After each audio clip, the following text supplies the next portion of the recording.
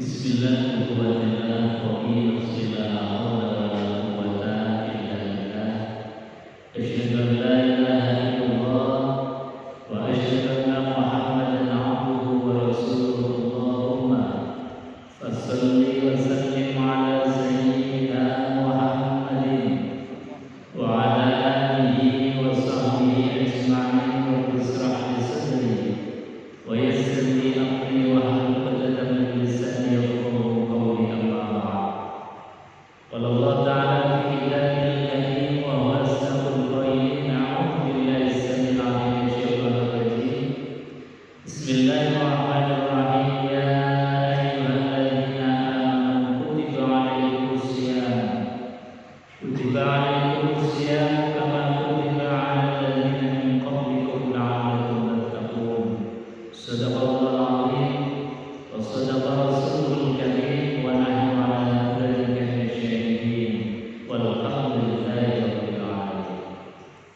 Yang saya hormati Jabat Utama Akademi Kepolisian Semarang, Jawa Tengah, serta seluruh personil yang hadir di majelis yang mulia ini, juga pimpinan biro Al-Ustaz Muhammad yang saya hormati, yang dimuliakan Allah Subhanahu wa taala. Pertama dan yang paling utama tentu kita bersyukur biqauli alhamdulillahirabbil alamin. Yang kedua, selawat dan salam kita haturkan daripada baginda Nabi Muhammad sallallahu alaihi wasallam, yang setiap tingkah laku, tindak tanduk, ucapan dan perbuatannya kita tiru, kita contoh, mulai dari bangun tidur sampai mau tidur. Bahkan tidur itu sendiri pun, kalau kita meniru niat ingsun niru kanjeng Nabi, niat ingsun ittiba' Rasul, maka semua apa yang kita ucapkan, apa yang kita perbuat niru ittiba' kepada Nabi dicatat sebagai amal soleh, amal ibadah oleh Allah Subhanahu wa taala. Karena apa? Karena baginda Rasulullah disifati oleh Allah, laqad kana lakum fi rasulillahi uswatun hasanah. Benar-benar sungguh-sungguh ada dalam pribadi baginda Rasulullah sallallahu alaihi wasallam adalah uswah, teladan yang baik. Apapun perbuatan beliau kita contoh jadi uswah, ucapan beliau kita contoh jadi ibadah. Semua apa perilaku dari baginda Rasulullah akan menjadi ibadah manakala kita lakukan niat ittiba' Rasul, menghidupkan sunnah-sunnah baginda Rasulullah sallallahu alaihi wasallam. Bapak Ibu hadirin jemaah yang dimuliakan Allah Subhanahu wa taala, sebentar lagi kita akan memasuki bulan suci Ramadan. Bulan yang disifati oleh baginda Rasulullah sallallahu alaihi wasallam, syahrul Ramadan syahrul ummati. Bulan Ramadan itu adalah bulannya umatku, kata baginda Rasul. Bulan Ramadan itu berarti bulannya kita. Bulan yang dihadiahkan oleh Allah untuk yang beriman kepada Allah dan beriman kepada Rasulullah sallallahu alaihi wasallam. Jadi Bapak Ibu hadirin yang dimuliakan Allah, ini bulan yang spesial untuk kita. Makanya ayatnya Al-Qur'an pun itu khitabnya atau yang diajak bicara, yang diundang adalah khusus untuk umat Rasulullah sallallahu alaihi wasallam. Dalam ayatnya Allah berfirman, a'udzu billahi samil 'alim minasyaitonir rajim. Bismillahirrahmanirrahim. Ya ayyuhalladzina amanu.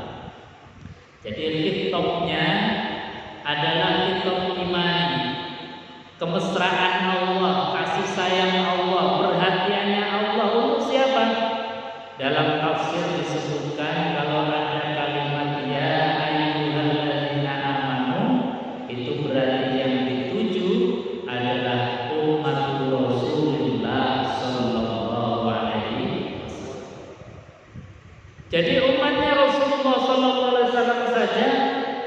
diberikan penghormatan luar biasa.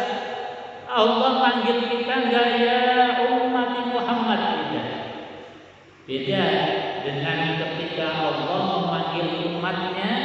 Nabiullah Musa alaihissalam itu dipanggil namanya langsung, ya Bani Israil, karena Bani Israil adalah umatnya Nabiullah Musa alaihissalam. Jadi nggak ada penghormatan langsung dipanggil ya Bani Israil. Tapi berbeda dengan umatnya baginda Rasulullah, dipanggil dengan panggilan kemuliaan. Seperti ketika Allah memanggil baginda Rasulullah, tidak pernah memanggil ya Muhammad. Tidak seperti dengan nabi-nabi yang lain, dipanggil dengan namanya langsung. Kalau Nabi Muhammad dipanggil ya ayyuhan Rasul, ya ayyuhan Nabi. Bahkan umatnya saja dipanggil dengan panggilan kemuliaan ya ayyuhalladzina amanu. Jadi Bapak Ibu hadirin jamaah yang dimuliakan Allah Subhanahu wa taala, kalau ada ayat dengan kalimat ya ayyuhalladzina amanu, berarti khitabnya adalah kita, umat baginda Rasulullah sallallahu alaihi wasallam. Jamaah yang dimuliakan Allah, maka untuk masuk ke dalam orang-orang yang mendapatkan tiket panggilan undangan Allah Subhanahu wa taala, pastikan kita masuk Ramadan punya iman di dalam hati.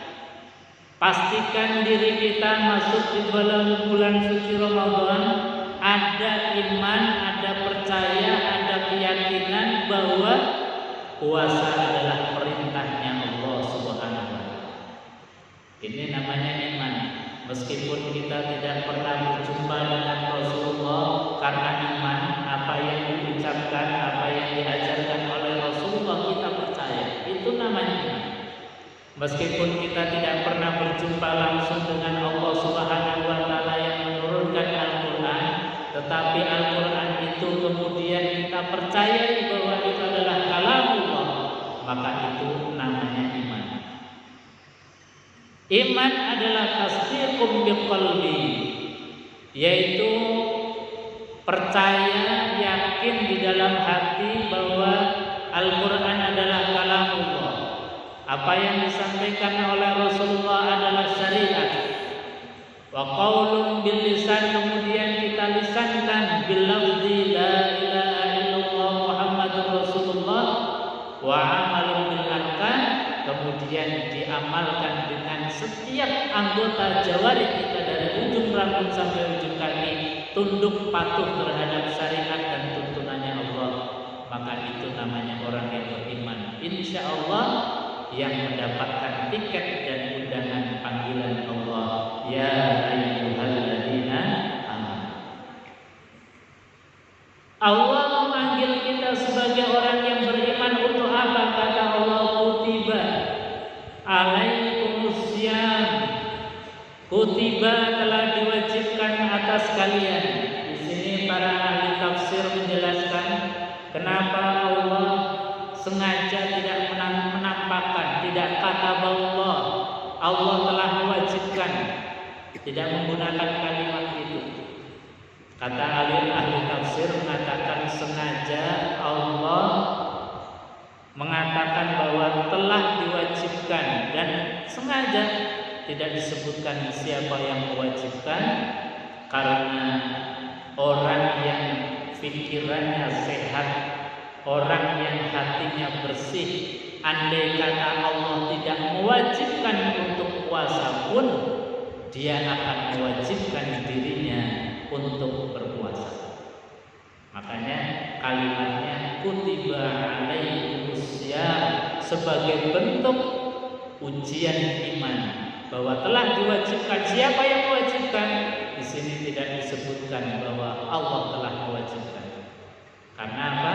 Para ahli tafsir mengatakan andai kata Allah tidak mewajibkan puasa pun, orang yang akalnya sehat, hatinya bersih, dia akan mewajibkan dirinya sendiri untuk melaksanakan puasa. Karena apa? Wa antasumu khairul lakum. Karena puasa sangat baik untuk kalian. Jadi siapapun itu sebetulnya punya potensi baik dengan dilatih puasa, baik individu maupun sosial. Makanya puasa menjadi problem solving bagi kita, menjadi solusi apapun masalah hidup kita. Intern atau individu misalnya kita punya penyakit, di antara solusi obatnya adalah sumu tasihu, kata baginda Rasulullah SAW, berpuasalah maka kalian insya Allah akan sehat.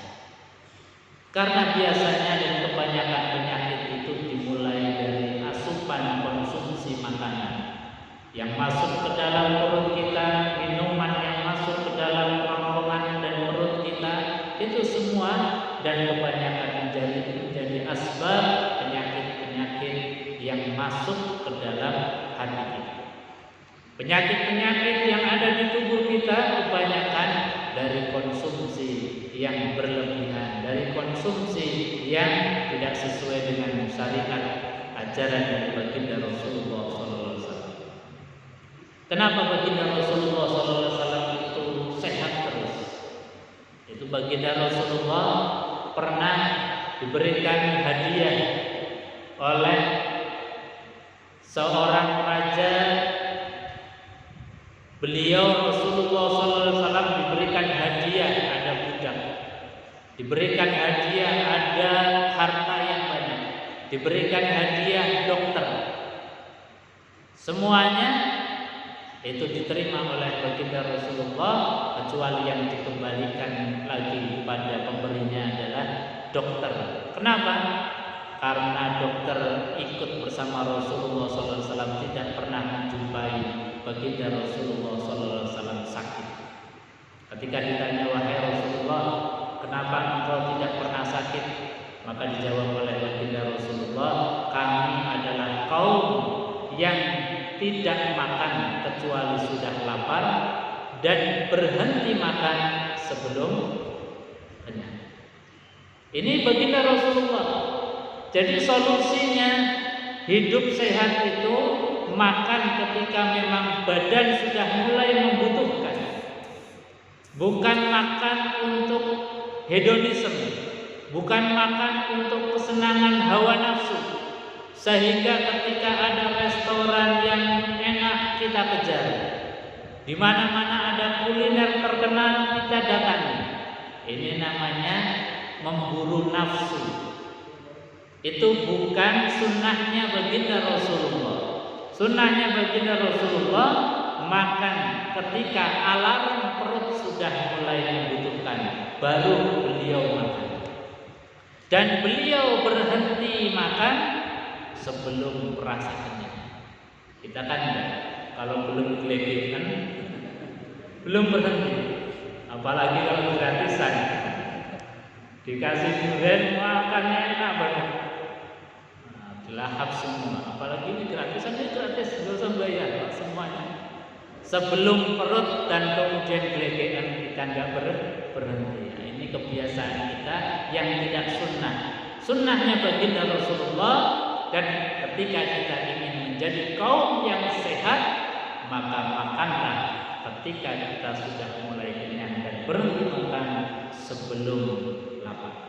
Makanya puasa adalah hadiah dari baginda Rasulullah SAW, karena umatnya baginda Rasulullah itu diberikan hadiah yang luar biasa. Hadiahnya apa? Hadiahnya lauk terbaik. Hadiahnya adalah makanan terbaik. Apa hadiah makanan yang terbaik? Lauk yang paling enak. Kata Nabi itu bukan lauk yang dimasak oleh chef yang terkenal, tidak. Bukan yang dibeli dari restoran yang mahal, tidak. Lauk yang terbaik kata baginda Rasulullah SAW, idahu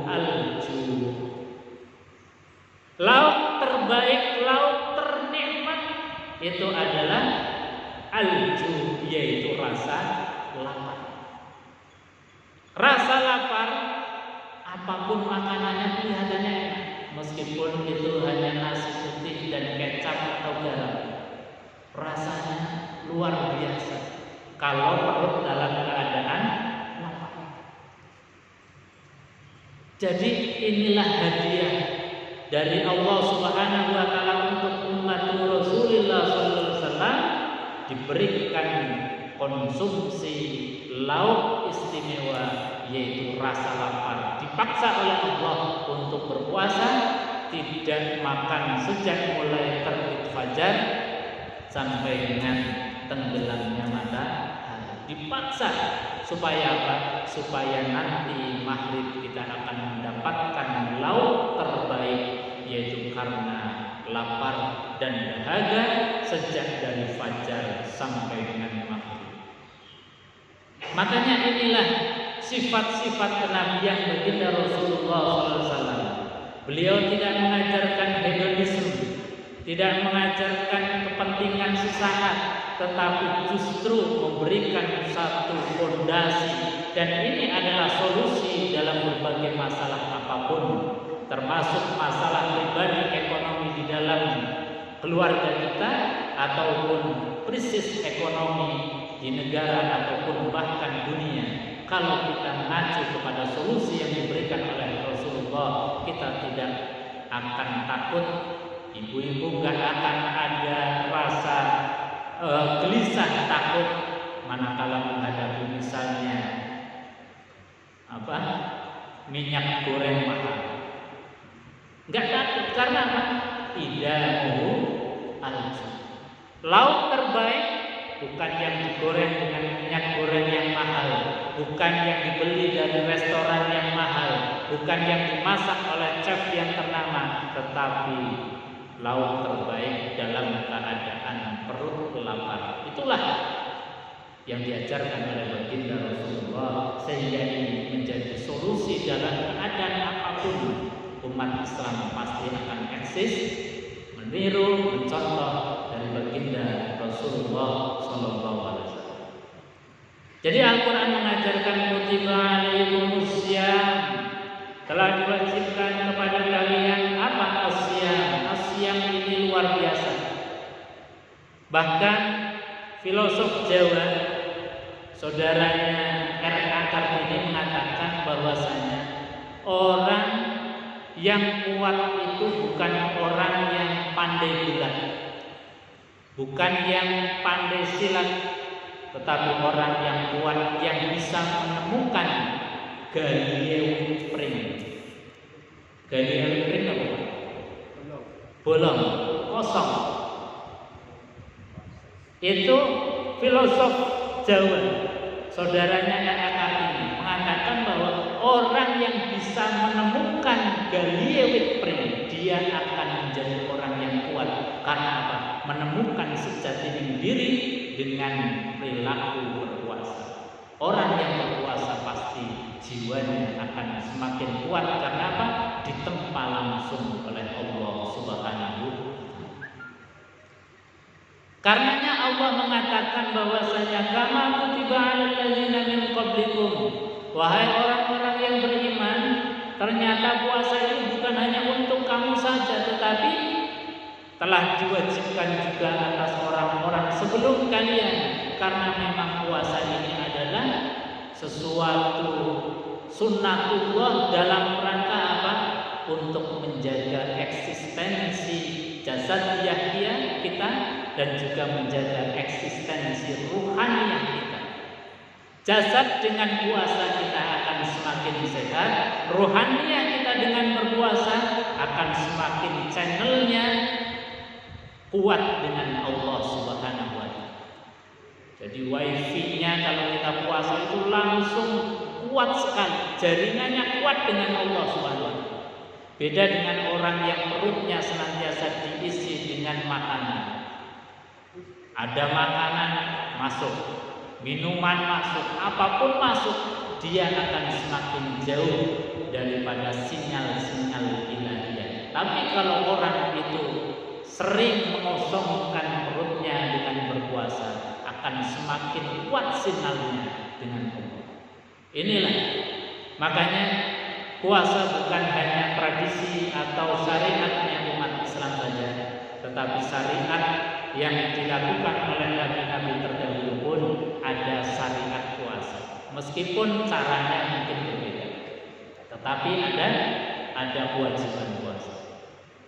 Jemaah yang dimuliakan Allah, kemudian Allah sampaikan tujuan di antara Allah mewajibkan la'allakum tattaqun adalah supaya kita punya perilaku yang takwa.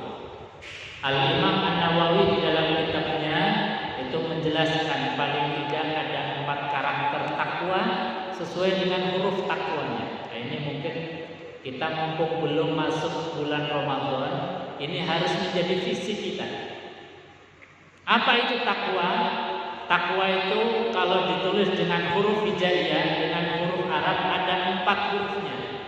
Yang pertama huruf ta, kemudian yang kedua huruf qaf, kemudian yang ketiga huruf wawu, yang keempat huruf alif.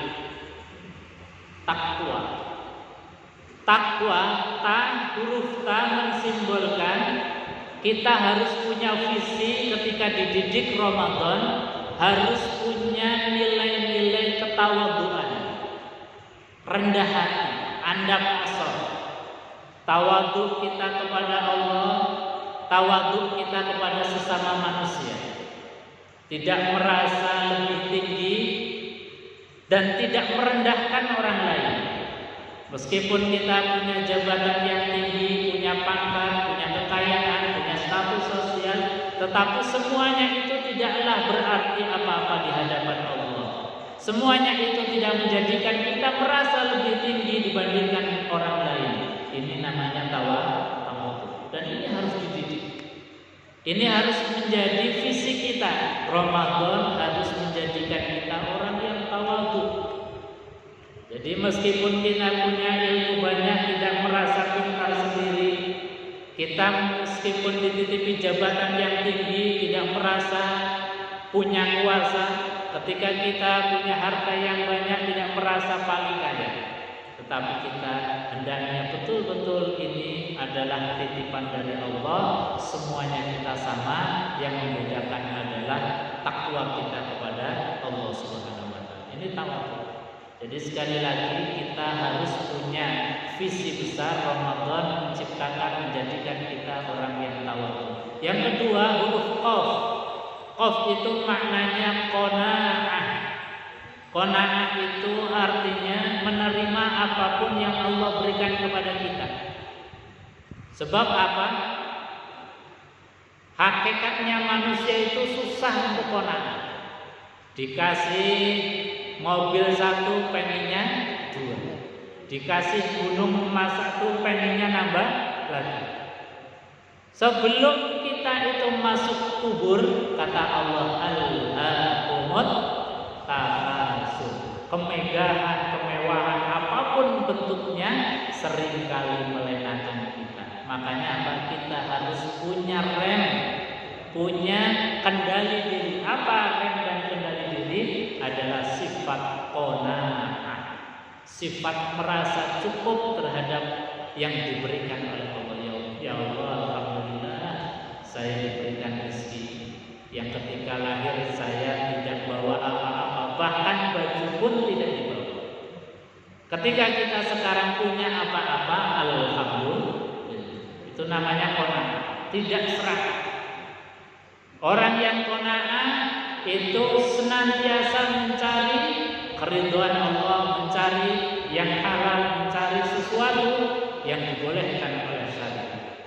Tidak seperti pepatah wal kedual, apapun diuntal, aspal, sandal, bantal semuanya diuntal. Itu namanya orang yang tidak qanaah. Orang yang qanaah senantiasa alhamdulillah. Yang ketiga, huruf wawu. Wawu itu menandakan atau mencirikan sifat warok. Warok itu maknanya menjaga diri dari sesuatu yang subhat. Apa itu subhat? Subhat itu sesuatu yang dalam masalah hukum atau dalam kacamata hukum itu diragukan, debatable. Jadi yang sesuatu yang debatable, yang diragukan, yang belum disepakati oleh jumhur itu ditinggalkan. Itu namanya wara. Apalagi yang jelas-jelas haram. Jadi yang wara, yang subhat saja, yang remang-remang saja, yang kurang jelas hukumnya saja ditinggalkan, apalagi yang haram. Orang yang bisa menjaga dari sesuatu yang subhat, ini namanya dia punya hati, punya sikap warok, menjaga diri dari sesuatu yang remang-remang, yang subhat. Kemudian huruf ya atau huruf alif. Takwa adalah huruf yang menandakan sifat yakin bahwa semua yang dijanjikan oleh Allah pasti akan terlaksana, pasti akan dilakukan oleh Allah Subhanahu wa taala. Innallaha la yukhliful mi'ad. Allah tidak mungkin ingkar janji. Jadi kalau sesuatu yang sudah dijanjikan oleh Allah pasti akan terlaksana. Hadirin jemaah yang dimuliakan Allah Subhanahu wa taala. Kemudian di ayat yang berikutnya Allah sampaikan puasa itu adalah ayyamam ma'dudat. Jadi hari-hari yang tertentu. Nah, ini mungkin pas dengan kondisi Ramadan yang akan datang. Karena ini ada kemungkinannya beda. Ada yang puasanya Sabtu, ada yang puasanya mulai Ahad. Karena apa? Karena perbedaan cara pandang di dalam menafsirkan, memaknai hadis baginda Rasulullah SAW yang beliau mengatakan sumu li ru'yati wa aftiru li ru'yati. Berpuasalah karena melihat bulan. Dalam Al-Quran juga disebutkan faman jahida minkum syahra falyasum. Qur'annya mengatakan faman syahida, barang siapa syahida. Syahida itu menyaksikan, baik dengan mata kepala telanjang atau dengan alat, itu namanya syahida. Nah, dalam ini kemudian banyak tafsir. Ada yang syahida atau melihat itu dengan mata atau alat langsung, ada yang mengatakan bahwasanya syahidah atau menyaksikan itu bisa syahidah bil ilmi atau ra'a bil ilmi, melihat dengan ilmu, yaitu apa? Dengan hisab, dihitung. Sehingga hisab itu jauh-jauh hari sudah bisa ditentukan. Seperti hisab dari Muhammadiyah sudah mengumumkan bahwasanya Ramadan akan jatuh pada tanggal 2 April, hari Sabtu. Karena memang jauh-jauh hari sudah bisa diprediksi, sudah bisa dihitung. Sebagaimana gerhana matahari, gerhana bulan. Itu kan kita nggak lihat gerhana dulu baru sholat. Tapi sudah diumumkan jauh-jauh hari bahwa hari ini, jam ini, bahkan menit dan detiknya sudah ketahuan. Itu ahli hisab. Makanya dua-duanya ini kemudian di dalam Kementerian Agama atau Pemerintah Republik Indonesia mengakomodasi, mengumpulkan semua pendapat ini, kemudian dirapatkan, kemudian dibahas bersama. Namanya sidang isbat, sidang penetapan awal Ramadan atau awal Syawal. Jadi pendek kata, ayyamam ma'dudat, hari-hari yang tertentu, mari kita sikapi dengan dewasa. Kalau yakin dengan awal Ramadan tahun ini Sabtu, monggo saja.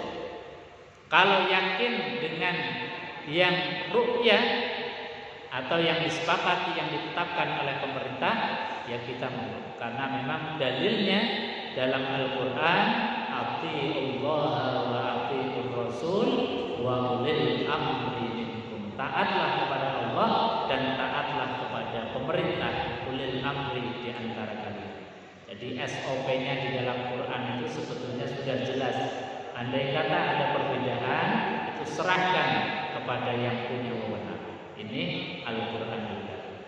Dulu guru-guru kita, guru-guru kami yang ahli falak itu pernah memberikan satu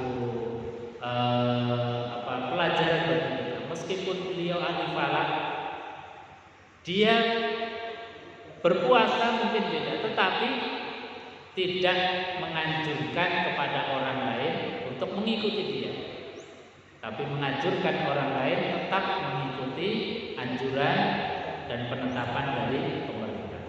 Makanya di sini disampaikan ayyam ma'dudah, yaitu hari-hari di bulan suci Ramadan yang tanggal awal dan akhirnya itu disesuaikan dengan hadis baginda Rasulullah SAW, sumu li ru'yati wa aftiru li ru'yati. Berpuasalah kalau kalian sudah melihat bulan dan berbukalah kalau kalian juga sudah melihat bulan. Ini SOP yang disampaikan Allah di dalam Al-Quran. Saya kira itu karena waktunya sudah menunjukkan pukul 9. Mungkin sebelum ditutup ada yang mau menambahkan atau ditanyakan? Barangkali ada unek-unek yang mau ditanyakan.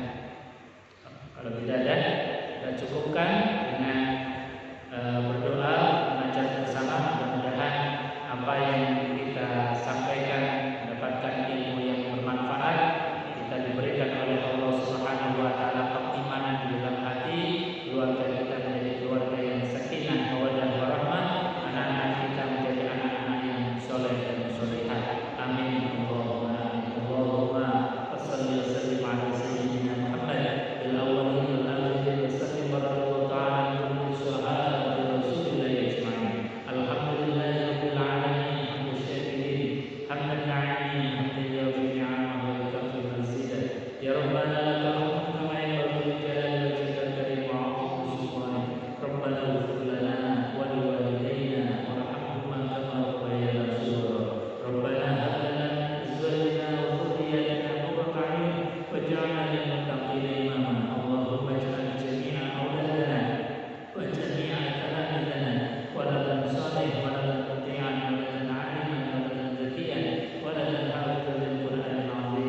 Rabbana adkhilna mudkhala sidqin wa akhrijna mukhraja sidqin waj'alna min ladunka sultanan nasira. Allahumma barik lana fi sya'bana wa ballighna Ramadana. Allahumma barik lana fi sya'bana wa ballighna Ramadana. Allahumma barik lana fi sya'bana wa ballighna Ramadana bi rahmatika ya arhamar rahimin. Allahumma innahu 'alaina bil hukmi wal iman wal islam salamah rabbi wa rabbukallah. Rabbana atina fid dunya hasanah wa fil akhirati hasanah wa qina adzabannar. Wa sallallahu ala sayyidina Muhammadin wa ala alihi wasallam walhamdulillahi rabbil alamin. Bapak Ibu hadirin jemaah yang dimuliakan Allah Subhanahu wa taala, mohon maaf bila ada khilaf dan kekurangannya. Sekali lagi mohon maaf. Bila taufiq wal hidayah wa ridha minaya. Assalamualaikum warahmatullahi wabarakatuh. Terima kasih.